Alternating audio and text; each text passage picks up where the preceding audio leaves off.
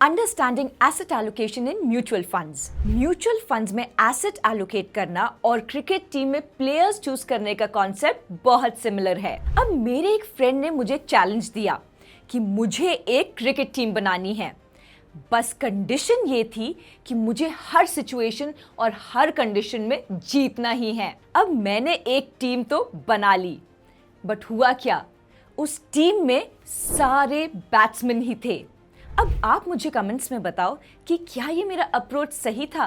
मेरी team solid तो थी, बट बस उसमें एक ही कमी थी, सारे बैट्समैन थे, कुछ बॉलर्स और ऑलराउंडर्स भी होने चाहिए थे। अब बिल्कुल वैसे ही इन्वेस्टिंग में एसेट एलोकेशन ना करना भी एक बड़ी गलती बन सकती है। आपके पोर्टफोलियो में अलग अलग टाइप के फंड्स होने चाहिए for diversification benefits and risk reward balance. तो चलिए क्रिकेट से वापस चलते हैं इन्वेस्टिंग की दुनिया में और आज के टॉपिक को डिस्कस करते हैं, asset allocation. What is asset allocation?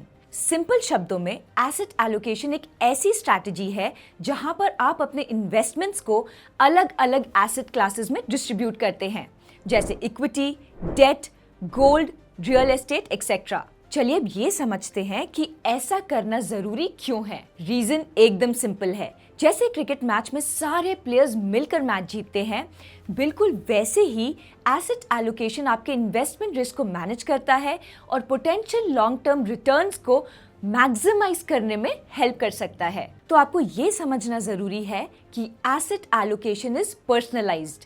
Her investor का एसेट एलोकेशन अलग होता है, जो उनके फाइनेंशियल गोल्स, इन्वेस्टमेंट होराइजन और रिस्क टॉलरेंस पर डिपेंड करता है। तो चलिए कुछ एग्जांपल्स के जरिए समझते हैं कि एसेट एलोकेशन काम कैसे करता है। तो पहला एग्जाम्पल है एज बेस्ड एसेट एलोकेशन। मान लीजिए मेरा एक दोस्त है रोहन, जो 30 साल का है और उसका गोल है रिटायरमेंट के लिए कॉर्पस जमा करना। अब एक थंब रूल है जो बहुत लोग फॉलो करते हैं, 100 minus age is equal to equity allocation. तो रोहन का एसेट एलोकेशन कुछ ऐसा हो सकता है, age is equal to 30 years, equity allocation is equal to age कितनी है उसकी 30, तो 100 माइनस 30 इज इक्वल टू 70%। उसका इक्विटी एलोकेशन है 70% और डेट एलोकेशन कितना हुआ 30%। तो अगर रोहन के पास 10 लाख रुपए हैं तो वो 7 लाख इक्विटी में इन्वेस्ट करेगा और 3 लाख डेट में रख लेगा। अब दूसरा एग्जाम्पल है रिस्क बेस्ड एसेट एलोकेशन। अब मेरा ये जो दोस्त रोहन है वो थोड़ा सा रिस्क में कंजर्वेटिव है, बट वही मेरा एक दूसरा दोस्त है विराट। अब वो रिस्क लेने में एकदम कंफर्टेबल है। अब रोहन और विराट दोनों के पास 10 लाख रुपए हैं, लेकिन उनकी रिस्क कैपेसिटी के हिसाब से एसेट एलोकेशन अलग होगा। विराट का रिस्क टॉलरेंस हाई है, तो इक्विटी में 10 लाख रुपयों में से उसने 80% of the amount which is 8 lakh rupees लगाए इक्विटी में और बचे हुए 20% उसने रखे डेट में विच इज 2 लाख रुपीज। और वही रोहन का जो रिस्क टॉलरेंस है वो है लो, तो 10 लाख में से वो कितने पैसे लगाएगा इक्विटी में, 4 लाख रुपए, 40% ऑफ द टोटल अमाउंट, और बचे हुए 6 लाख जो है 60% ऑफ द टोटल अमाउंट वो रखेगा डेट में। अब हम समझते हैं impact of asset allocation in different markets. तो ये जो मार्केट है वो ग्रो हो गया 10% से। तो आपको याद है विराट ने इक्विटी में कितने पैसे लगाए थे, 8 लाख रुपए। तो 8 लाख का 10% कितना हुआ, उसे मिला 80,000 का गेन और उसकी टोटल पोर्टफोलियो वैल्यू हो गई 10,80,000 रुपए। और वही दूसरी तरफ रोहन ने लगाए थे इक्विटी में सिर्फ 4 लाख रुपए, तो 4 लाख का 10% कितना हुआ, 40,000 रुपए, तो उसे मिला 40,000 का गेन और उसकी टोटल पोर्टफोलियो वैल्यू हो गई 10,40,000 रुपए। अब समझते हैं कि अगर मार्केट 10% से गिर गया तो क्या होगा। तो विराट ने इक्विटी में लगाए थे 8 लाख रुपए और मार्केट 10% से गिर गया तो उसको हो गया 80,000 का लॉस और अब उसकी टोटल पोर्टफोलियो वैल्यू होगी 9,20,000 रुपए।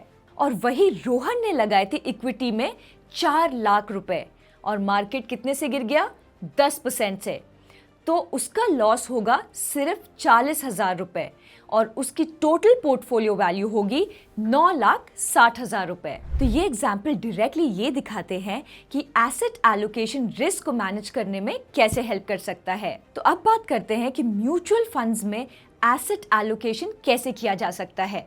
तो म्यूचुअल फंड्स में भी ऐसे ऑप्शंस हैं जो आपके एसेट एलोकेशंस को मैनेज करने में हेल्प कर सकते हैं। तो इसके लिए हाइब्रिड फंड्स एक ग्रेट चॉइस हो सकती है क्योंकि इसमें अलग अलग एसेट क्लासेस का कॉम्बिनेशन होता है। तो अब मैं आपको बताती हूँ हाइब्रिड फंड्स के क्या टाइप्स होते हैं। तो पहला है कंजर्वेटिव हाइब्रिड फंड।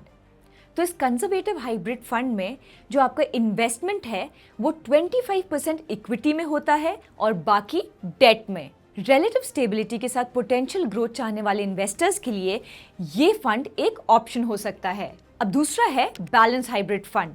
इस बैलेंस हाइब्रिड फंड में जो आपका इन्वेस्टमेंट है वो 40-60 के रेशियो में डिवाइडेड होता है, मतलब कि इक्विटी में 40% और डेट में 60%। मॉडरेट रिस्क टॉलरेंट इन्वेस्टर्स के लिए ये एक ऑप्शन हो सकता है। अब तीसरा है अग्रेसिव हाइब्रिड फंड।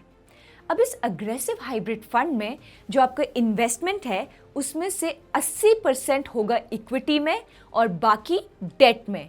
ये जो हाइब्रिड फंड है ये ग्रोथ पोटेंशियल चाहने वाले इन्वेस्टर्स के लिए एक ऑप्शन हो सकता है, बट इसमें रिस्क भी ज़्यादा हो सकता है। अब जो चौथा हाइब्रिड फंड है वो है डायनेमिक एसेट एलोकेशन फंड।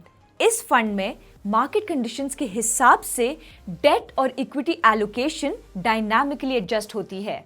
ये एक एक्टिवली मैनेज फंड है जो पोटेंशियल अपॉर्चुनिटीज का फायदा उठाने में हेल्प कर सकता है। पांचवा है मल्टी एसेट एलोकेशन फंड। इस फंड में आपका जो पैसा है वो कम से कम 3 अलग अलग एसेट क्लासेस में इन्वेस्ट होता है और साथ ही साथ ये फंड आपको डाइवर्सिफिकेशन का एक ब्रॉड स्कोप प्रोवाइड करता है। और अब छठा और आखिरी हाइब्रिड फंड है इक्विटी सेविंग्स फंड। तो ये जो फंड है ये इक्विटी के अपसाइड का पोटेंशियल फायदा भी उठा सकता है और डाउनसाइड रिस्क को रिलेटिवली बेटर मैनेज कर सकता है। तो इस वीडियो में आज हम बात कर रहे हैं एसेट एलोकेशन के बारे में।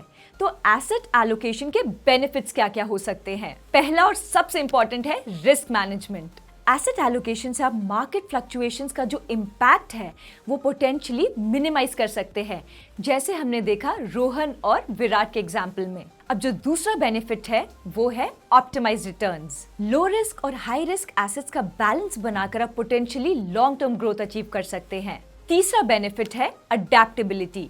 हाइब्रिड फंड्स फ्लेक्सिबिलिटी ऑफर करते हैं जो अलग अलग रिस्क टॉलरेंस और गोल्स वाले इन्वेस्टर्स के लिए सूटेबल हो सकते हैं। म्यूचुअल फंड्स में एसेट एलोकेशन एक बैलेंस पोर्टफोलियो बनाने का इफेक्टिव तरीका हो सकता है।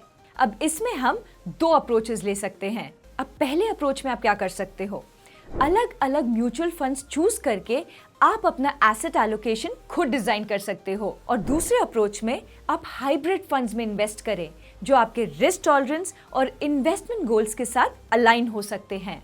तो अब आपकी बारी, मुझे कमेंट्स में लिखकर बताओ कि आप कौन सा हाइब्रिड फंड चूज करोगे। म्यूचुअल फंड निवेश बाजार के जोखिमों के अधीन है। योजना से जुड़े सभी दस्तावेजों को ध्यान से पढ़ें।